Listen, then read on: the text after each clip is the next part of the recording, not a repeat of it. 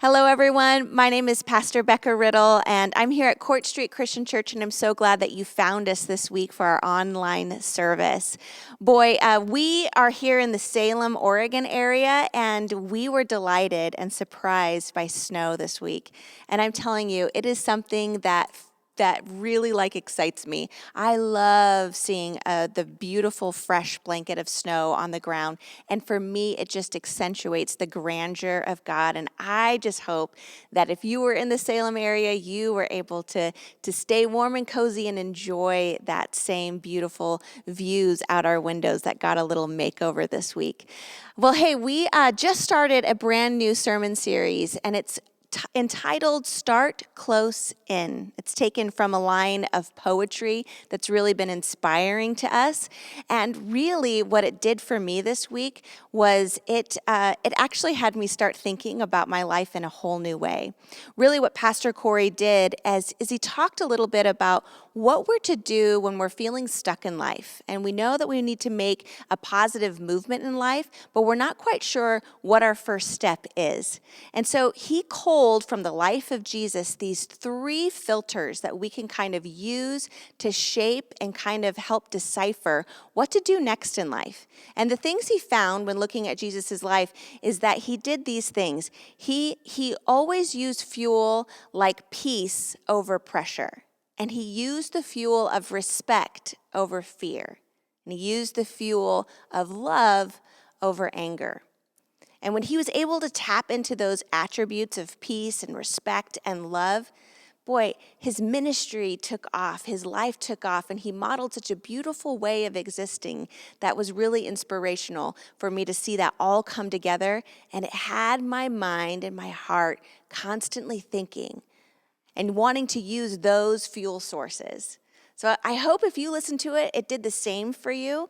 And if you didn't, that's the beauty of online services. You can just go back and check out last week's service and see what it does for you. We'd love to hear from you of what conversations, what thoughts that stirred up in you.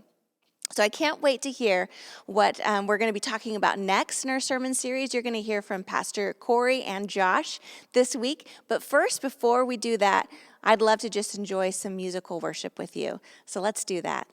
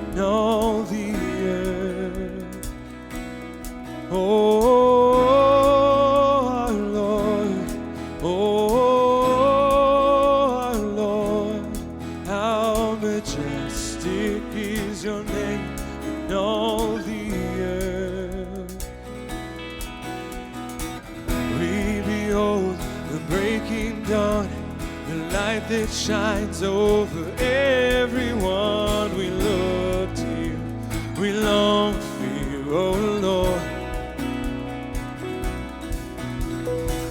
We behold the rising sun, the earth awakes, your hope has come. We look to you, we long for you, oh Lord.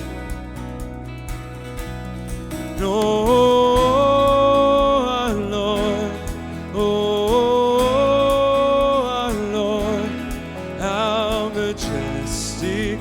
Your name in all the earth.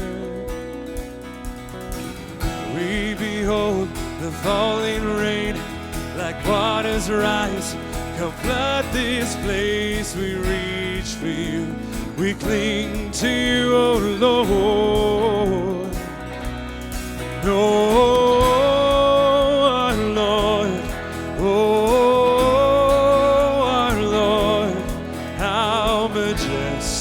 Is your name in all the earth. We know your name. the darkness. Oh, your name is a word of truth. Oh, your name.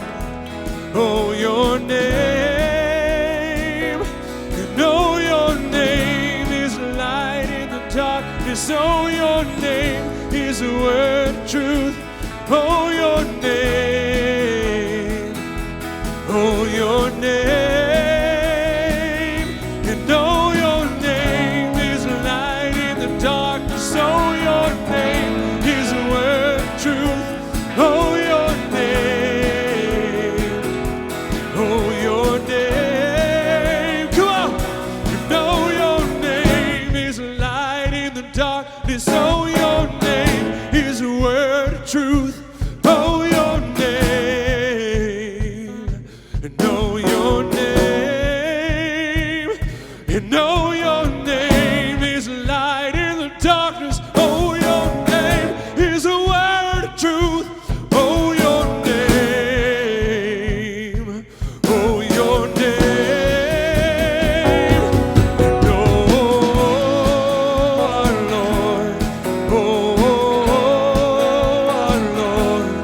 How majestic is your name in all the earth. And oh, our Lord. Oh, our Lord.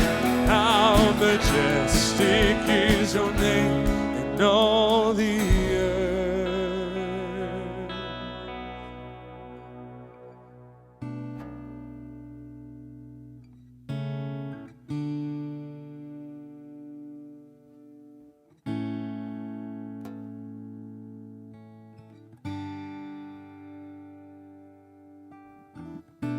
You call me out upon the waters, the great unknown, where feet may fail.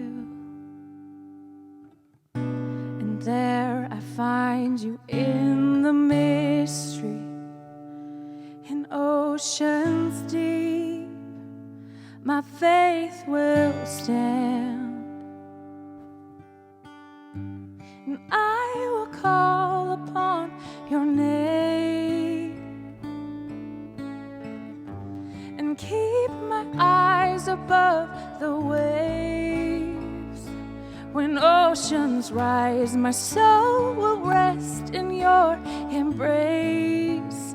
I am yours, and you are mine.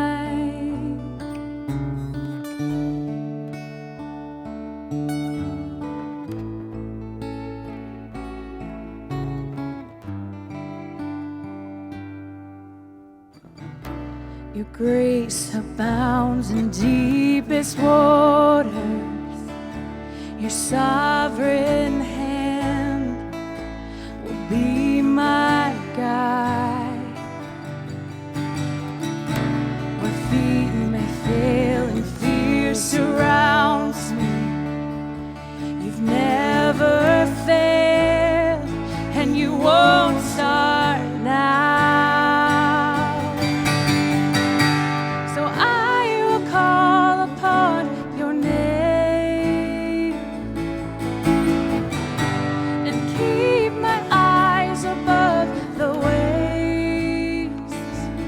Oceans rise, my soul will rest in your embrace, for I am yours, and you are mine.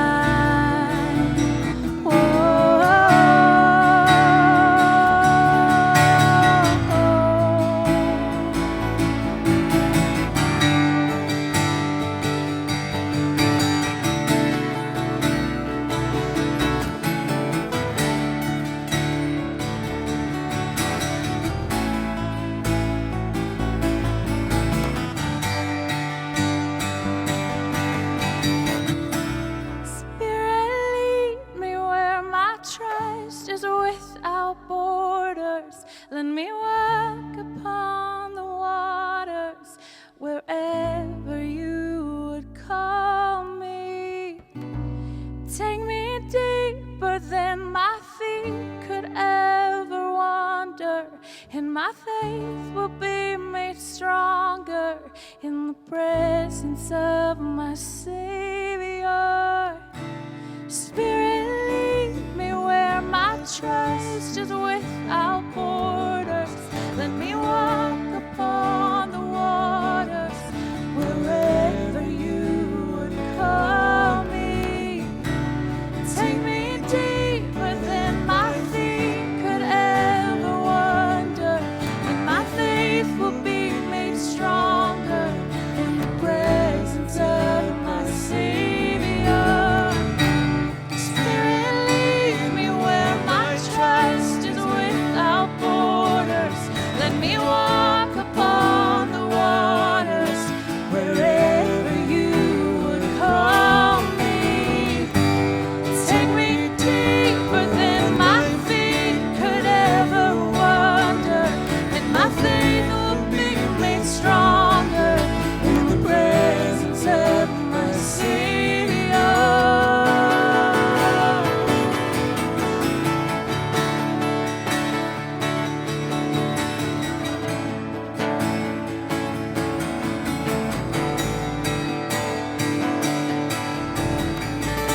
And I will call upon your name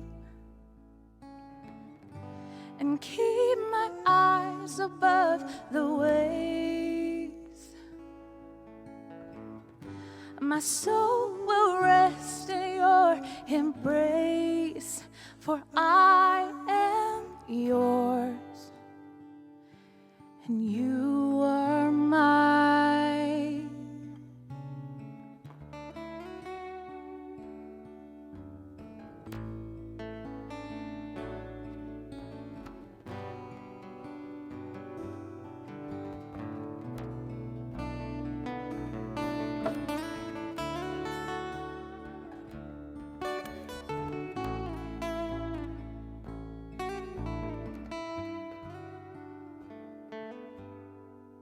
Hey, welcome, church. Pastor Corey here with Pastor Josh, and we are getting into part 2 of our sermon series, Start Close In. If you missed the buildup of what this phrase means, it has to do with the poem, and we talked about it a lot last week. You'll want to connect with that because it's some good times. Hey, I want to start with a question. Have you ever been in one of those situations where someone shows up, and when they show up, it just makes the situation really, really awkward?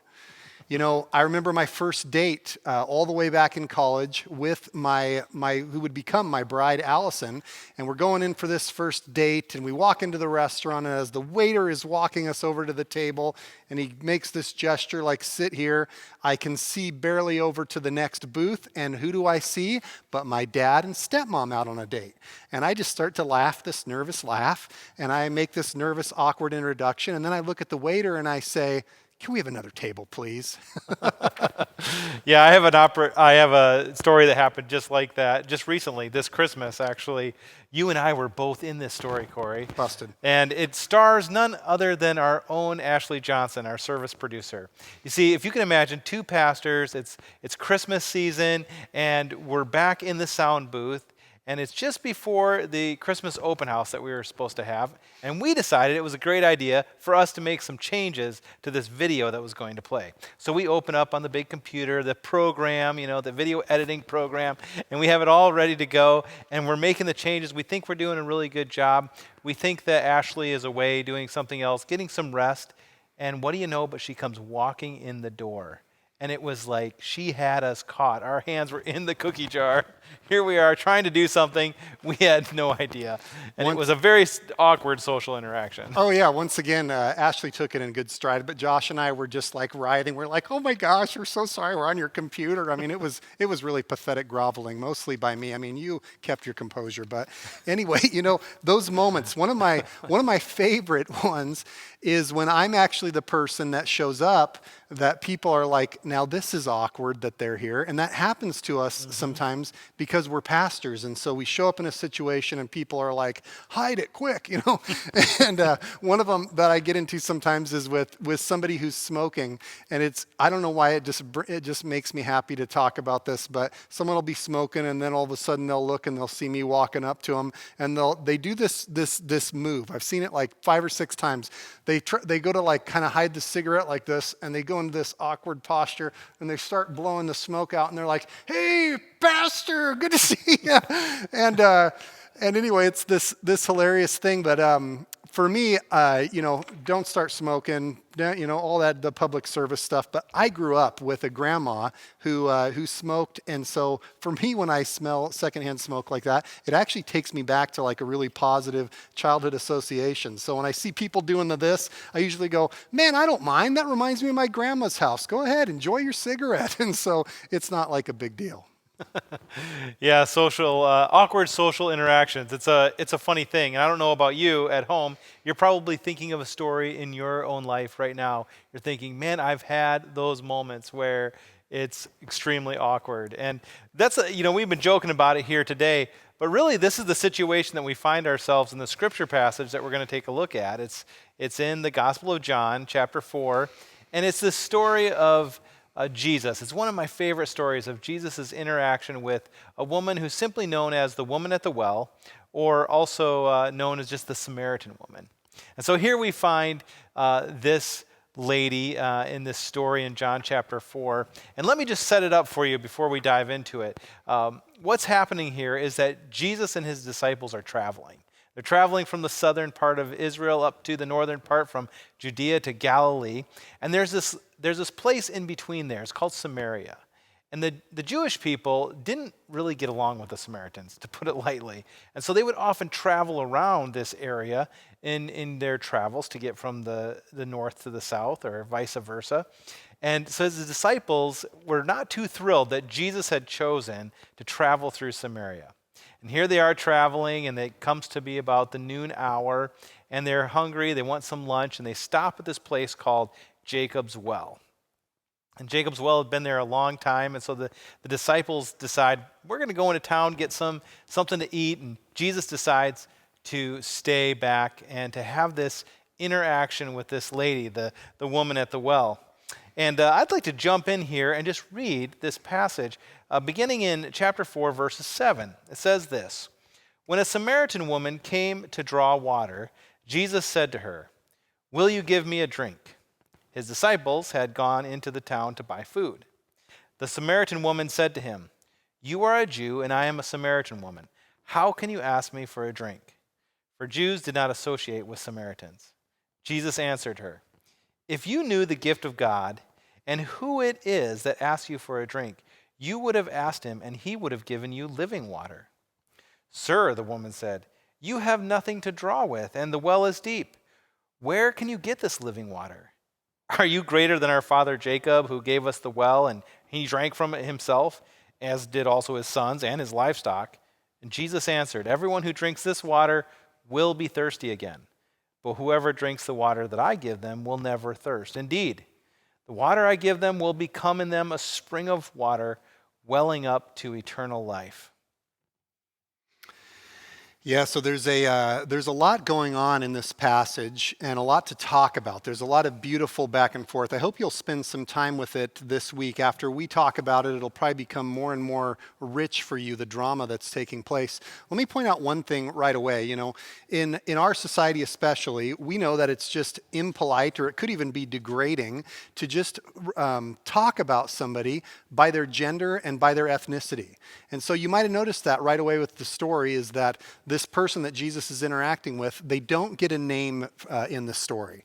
And I believe that part of the reason for that is because the story is really highlighting the countercultural way that Jesus is operating. It's highlighting these things to tell everybody else, to leave no doubt when they would hear the story later, look, Jesus violated these cultural considerations and these rules that we have, and he did it for a purpose, and so make no mistake, he interacted with people in this way. So let's take a look at some of these things that were added adding to the behind the scenes drama here. These are the cultural tensions between Jesus and this Samaritan woman. The first one was they were two different races. Although really closely related, there was the purely Hebrew lineaged people, and then the Samaritans were Hebrew people who had married or who were the children of people of Hebrew marrying somebody non-Hebrew. Okay, so there's this racial tension between these two groups. The Hebrew people believed from their scriptures that the Messiah was going to come through their lineage, and so to go outside of that lineage was to say that you were parting from the religion. And so there was all kinds of tension here between these two groups. There was significant gender differences at play here, and cultural expectations and taboos of what was and wasn't appropriate for a man to interact with a woman. The way that Jesus is talking to this gal would have been considered highly irregular. There's also religious differences. While the Jewish and Samaritan people, they've got some similarities, they also are looking at things differently, and so there's religious differences that will come up in the conversation. Then there's this whole thing that we already saw took place about sanitization. See, the Samaritan woman knows that by her giving a Jewish man, a Jewish rabbi, a drink, that to take that and receive it would make him ceremonially unclean. It would prevent him from doing certain things until he went through some type of a purification process. And then there's the moral implications. Here's this Jewish rabbi talking to this person who we're going to find out has some moral things in her life. In fact, she's probably at the well at an awkward time of day. Most scholars think that she's come in the heat of the day to do this burdensome work of carrying water in Middle Eastern heat because she doesn't want to run into anybody. She has a moral history that just says, I don't want to get the sideways glances. I don't want the conversations to come up. And so there's all of this tension taking place. I also wonder this. I wonder if part of the reason why this gal's name is left out is out of respect for her and the people around her, because if she were to be named, these tensions could end up revisiting her from other people in negative ways. And so perhaps preserving her anonymity, just emphasizing who she was and the countercultural nature of it, it may have helped to preserve actually some of her dignity in the first century. So here's what I want you to notice right off the bat, okay? Is that Jesus, and we're going to look at this through what he's doing here, through the way that he's operating and what happens in this person's life, and we're going to bring it close to what he wants in our lives as well. So the first thing I want you to consider is that Jesus invites us to start close in our relationship with him by moving beyond rules to relationship. You heard her. She knows the rules. She knows the social taboos, and she's bringing them up in front of Jesus, and he's kind of brushing them aside. He's leaning in to relate to this person who normally wouldn't feel like she even had the right to speak to Jesus. It's really actually quite a beautiful thing. And so the story goes on to like this. Here's what happens next. It says, the woman says to him, she says, "Sir, give me this water so I won't get thirsty and have to keep coming here to draw water." When you read this too, I want you to hear there's a little bit of, I believe there's some savviness in this gal. She knows how to survive in the world. She's shrewd in a way, and she's being kind of shrewd here with Jesus. Who knows? Maybe she's also suspicious of him. She may be thinking, it's an awkward time for me to be here, and it's an awkward time for him to be here. Maybe he's trying to, do something, and it's not a good thing. And so she gives him this response that might be a little bit snarky. She says, "Give me this water so I won't get thirsty and have to keep coming here." And he tells her, "Well, go call your husband and come back." It seems that Jesus sort of meets her snarkiness with a little playfulness of his own, because he knows some things about her that he wants to talk about. And she says, "Well, I have no husband," she replies. And Jesus says to her, "Well, you're right when you say you have no husband. The fact is you've had 5 husbands, and the man that you now have is not your husband. What you just said is quite true." I don't know, maybe you don't read it the same way as Jesus being playful to just acknowledge the elephant in the room, so to speak, the tensions between them. But I hear it in his voice here. He's bringing this up to connect with her. It goes on to say, she says, "Sir," she says, "I see that you are a prophet. Our ancestors worshipped on this mountain, but you Jews claim that the place where we must worship is in Jerusalem. Now, in conversation, I call this like the avoidance strategy, which we'll talk about more here in just a moment. You must worship in Jerusalem. And woman, Jesus replied, believe me, a time's coming when you'll worship the Father neither on this mountain nor in Jerusalem. You Samaritans worship what you do not know, he says. But we worship what we do know, for salvation is from the Jews. Yet a time is coming. A time is coming. This is what he really wants to tell her and what he's bringing her awareness into this very moment. And has now come when true worshipers will worship the Father in spirit and in truth. For they are the kind of worshipers the Father seeks.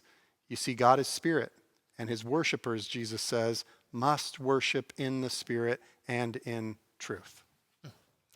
So the second thing we want to point out here is that Jesus invites us to start close in by moving beyond this point of comfort zone to connection. As Corey was reading that passage, I had the thought of what the disciples thought. You know, they were concerned with getting from point A to point B. But yet Jesus, he never seemed to operate that way. Jesus operated with the idea with I'm going to interact with the people that I'm going to come into connection with, because God's desire is to connect with us as we are. And here he is, he meets with this woman, and I think about her comfort zone. As Corey mentioned a little bit ago, her comfort zone was to come to the well in the middle of the day because of her reputation, quite frankly. And she didn't want to be around the other women that possibly came in the morning. She didn't want to hear the things that were being said about her.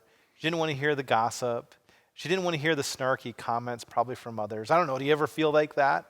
I know in my own life, if I'm trying to avoid pain in my life, then I go to my comfort place. I go to that place where I don't have to deal with that pain anymore. And so she is there. She's there in the middle of the day, and she's has this interaction with this man who's talking to her, and I'm not sure that she actually wants to have this conversation.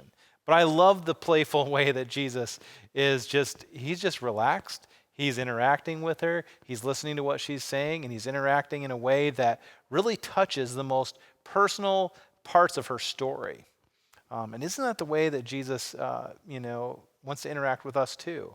I think about that in my own life, and I really relate to this woman.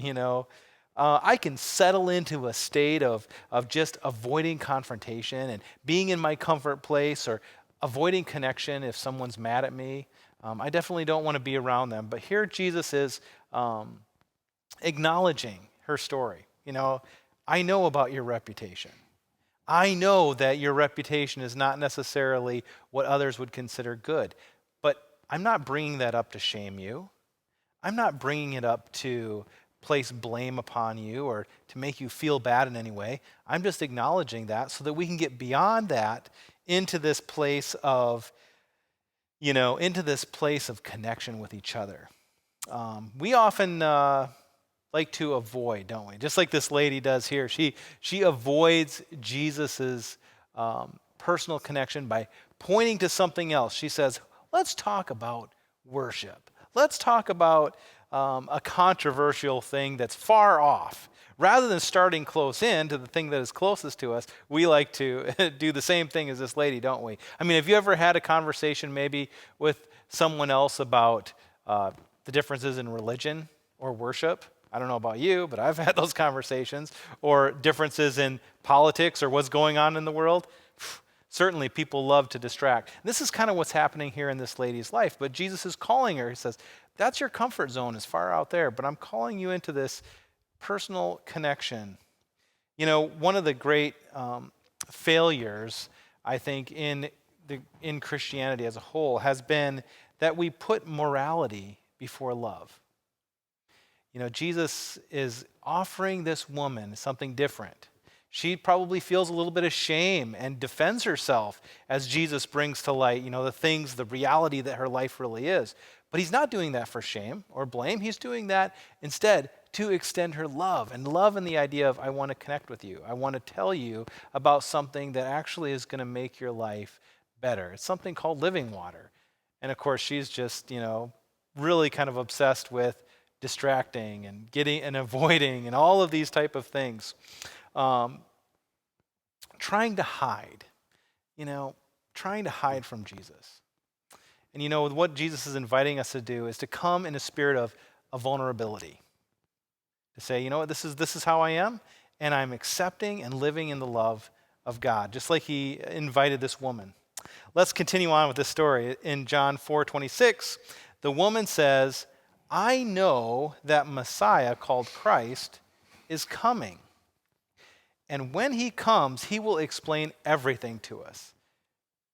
Then Jesus declared, I, the one speaking to you, I am he. I just love this. It's the big reveal that the story has built its way up to. And just in this simple interaction, I want you to take note of this. What's happened is Jesus has invited us to start close in by moving beyond maybe someday to right now. Maybe someday when the Messiah shows up, he's really broken through all those cultural and internal barriers that were creating this distance between them, because he loves this person. She's one of God's children, and he's looking at her and he's seeing her, and she has all these barriers between her and God, and he's just very beautifully pushing them aside to just relate to her, to this great moment. Spirit and in truth, true worshipers, guess what? I know the truth about you, and I am he. I'm still here, and welcome to the worship party. What a beautiful moment. We're the kings of maybe someday, aren't we? We're the folks who sometimes when the going gets tough, we just need to shelter in place for a while. And I get that, especially after the year that we've had. But one part of the emphasis of this sermon series of starting close in is because there's opportunity to worship God right now. In fact, as we move forward in the series, we're going to talk about some very specific and practical ways to experience God through different avenues. And it's easy, though, isn't it, to just kind of defer to maybe later, maybe when the time is right. Maybe it's after some event happens, after the pandemic is over, after my career is established, then I'll really connect and worship God, or then I'll really take the faith part of my life seriously. After I clean up my act, maybe she was thinking that of, someday I just really need to get my relationships together, and then God will really accept me. And Jesus is cutting through all of that in her life, just like he does in yours and my life. It's this beautiful invitation to worship in spirit and in honesty, in the truth of the right now, exactly where you are.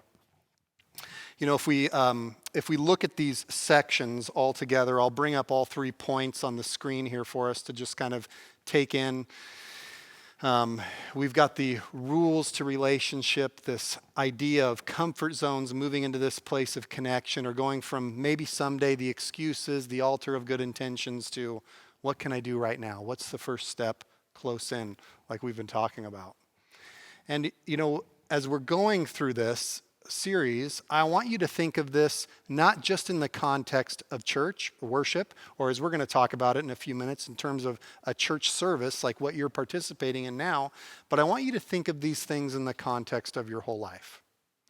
And truth is truth, no matter where you stand. And so this isn't just stuff for religious-y conversations. This is something for everybody. If you're a parent, and you reverse this, and you're spending a lot more time and a lot more energy on the rules than you are on investing in the relationship, guess what? Things are going to start to get really bumpy.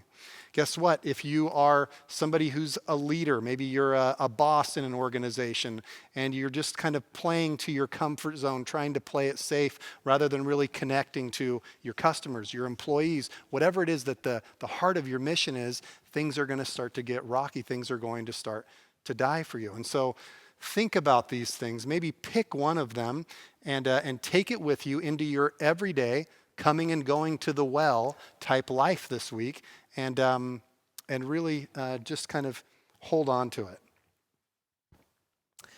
Yeah, I love this framework, Corey, and I love the idea that we're going to invite you into now, church, and that is to get really practical and personal, just like Jesus did with this woman. He got personal with her. She was always trying to distract onto some other conversation, but Jesus brought it back to her personally. So we want to think about this idea as it relates to what we're experiencing right now as a church. Maybe you're feeling a little bit frustrated. Maybe you're feeling a little bit angry that you're not able to be in this place, certainly. But is that what we should be focusing on, or is there another place to focus? And that's what we really are excited about, because we believe that we can lead ourselves better to connect, just like that point was, right now. We believe that God is with us all the time, no matter where we are. Jesus said it to this lady, that we worship in spirit and truth, that the time and the place doesn't matter. God is there with us. And so if we get real practical about what that means with this question is, how can we lead ourselves to start close in and really do church better online? That's the question that we want to answer with the time we have left. And the first thing is really this. It's plan to succeed. Plan to succeed. This is how it works in my life, okay? My wife and I, we have 4 kids. We have this kind of grand idea sometimes, this ideal that we would love to have play out in our family, that we would all just sit down and watch the worship service together. And it would just be, we'd be taking notes and applying it to our lives and singing the songs loudly. But if I'm honest, that's not how it works. In fact, we have experienced all kinds of things, like just feeling lazy, like you don't want to do this, getting some grumpy attitudes, whatever it is. So here's a couple things that have really helped us. We have decided that the place that works best for us is our living room. The time that works best for us is Sunday morning. And we found that if we communicate our expectation early, that's really what sets us up for success. That's how we can plan for it. So we let the kids know through a text. We have a family text, and we tell them, all right, kids, we're going to gather at 11 o'clock, give you some time to wake up slow and do what you want to do. Then we're going to have our worship service together.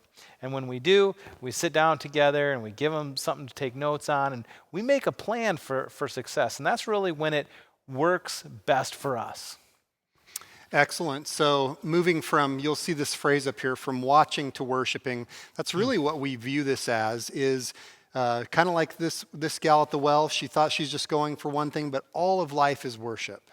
And as you're experiencing this service online, maybe you're thinking, well, I'm just a watcher, or I'm just a viewer, or we're conditioned to think of ourselves in these terms. But really what you're doing is you're worshiping if you'll lead yourself well to that. And so I love that point, plan to succeed. The second thing that I want to say to you is to anticipate some distractions.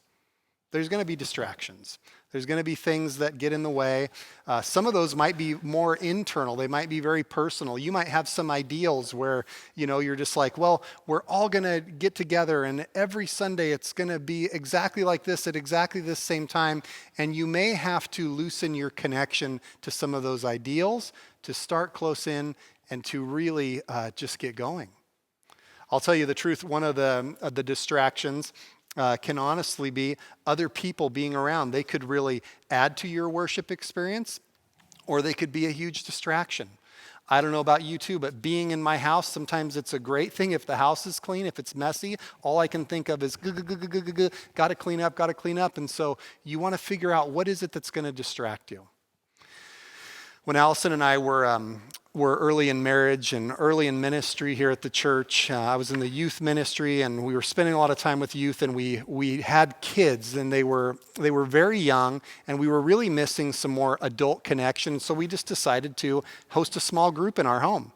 And it was mostly of other young marrieds with young kids. And I'll tell you what, one of the things that we realized really quick was that our kids had this distractive element to us as parents. And we tried as much as we could, and we were trying this, and we had them in the other room, and we thought that we had them all where they'd be settled down at the perfect time. But as soon as we'd start talking about something, one of them would cry, or something would happen, or this and that, and everybody would just stop. And we finally just realized what we needed to do was just pay somebody to come in and spend time with the kids, so we knew that they were being completely taken care of. Then we could actually focus on having this experience and being able to talk about God. Maybe that's something that you need to do as well. I really resonate with that story, Corey. I've been in those groups as well, and anticipating distractions is a big one. The third one here we want to talk about is do one thing to start well.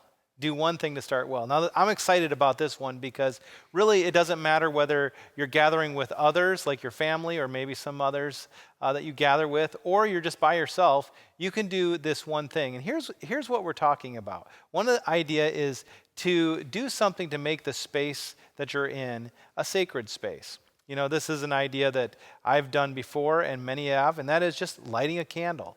Lighting a candle gives the idea that something is beginning, or you're making the room smell nice, or it's also a symbol many times of just the presence of the Spirit of God with us as we begin. Maybe you begin your time before you start viewing the service with a prayer. That's another great way to start. Or perhaps you dim the lights. Do something to create an atmosphere that really says, this time is set apart. I've set this time apart for myself to really have a connection with God that is meaningful, to have a time of meditation, to listen, to worship through singing, and to just participate in what's happening. Excellent. The last one that I want to bring up on this is take the conversation with you. So we've planned to succeed, we've anticipated distractions, we've decided how we'll start well, and this is really about finishing well. It's about taking the conversation that's taken place and going out into our everyday coming and going life with it. And you know, I know somebody who was just sharing with me that because of services being online, they actually get to do something that they really enjoy, which is they experience the service online, and then they call their mom who lives in another city. They normally wouldn't be in church together because of the physical distance, but they get to watch, and then they get to talk about it. I heard from another family this week about how doing church and experiencing it online has actually brought their adult children more together. That they'll, every Sunday morning, they just get the service on, and their adult kids usually end up coming by, and they're like, you know, really, they're so busy with kids and with this and that they normally wouldn't get up early to go to church in person, but now they're going to church with us in our living room, Corey. It's awesome. I personally enjoy having a little time after the service. You know, you don't want to end it and then just be like, kids, get your chores done. But we'll end the service together as a family sometimes, and then we'll just talk about it. I'll ask some questions. I'll say, man, what was the most impactful thing that you heard today? What story stuck out to you? And we'll talk about it as a family. And it's really a good way to take what you're hearing, what you're experiencing, and just to say, how do I bring this with me and transition into my everyday coming and going to the well type life? So here's the deal, church. We're going to be doing online services for at least a few more weeks. I mean, we'll continue after that, but this is the time where we're exclusively doing online. We'll start in-person services, I'm sure, at some point moving forward, and I'm excited about that. But if we can get good at this right now, you have a unique opportunity. Because if you get sick and you can't come, or if you're traveling and you can't be here, if you can figure out how to lead yourself well, you cannot just be a watcher or be getting the consolation prize or be missing out on not being in person at church, but you can actually feel like you're really worshiping. You can maybe even do some things and experience God and experience the service in a way that you wouldn't if you actually showed up in person. So hey, you're good enough. You're smart enough, and doggone it, God likes you. Use this. Come up with some ideas. Maybe you throw yours in the comment section. I'd love to hear just where you succeed at experiencing church outside of here. I know a guy that's in his hot tub. He gets up in the morning, he sits in his hot tub, he's got his phone right there, and he's looking at the beauty of the creation, and he's just relaxed, and he's worshiping. And you're not allowed to bring your hot tub to church when this is over, so enjoy it while you can, buddy, okay? But I want you to really take this to heart. We're going to make the best of this. We're going to start close in with where we are right now, and I believe it's going to help us far into the future.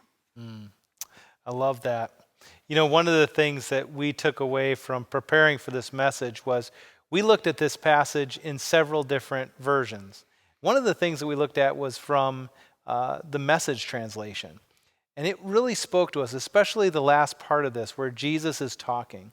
And so I'd like to read this over you, church. And as I read it, really focus in on what Jesus is saying about where he wants to meet you. That it doesn't have to be in this place or that place, but there is something bigger and broader. And it's this idea of love that Christ has for us. So I'd like to read this. This is John chapter 4, 22 through 24 from the Message. But the time is coming.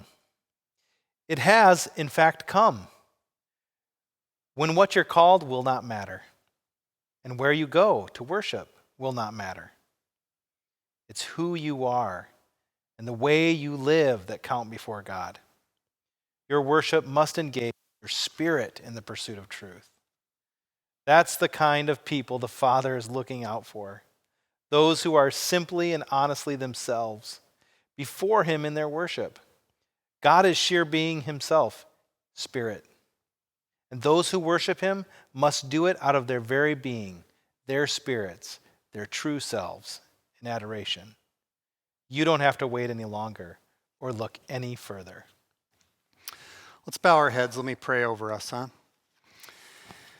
God, this series has been stirring up a lot of fresh awareness in my life of just how to start close in with you, how to be in any place and not just be a worshiper on Sundays or a worshiper when I walk through the doors of this place, but to be somebody who is in awe of you and seeing you and honest about where I am in all situations. I love that you are a God who meets us right in the midst of where we are. Even if the people listening to this, maybe you're thinking, oh, I've got to clean myself up before I come back to church, Corey. It's really bad, the things that I've done. No, that's not the kind of God that you are. You're with us right now, wherever we are, and you're close with us. Help us to recognize that and to live in a way that reflects that glorious reality. We love you. We need you in this, God, and it's in the name of your Son. It's in His name that we pray all this. Amen. Great to be with you this week, my friends. I hope this message was as encouraging to you as it was to Josh and myself, and we'll see you next week. See you God next bless week, you. church.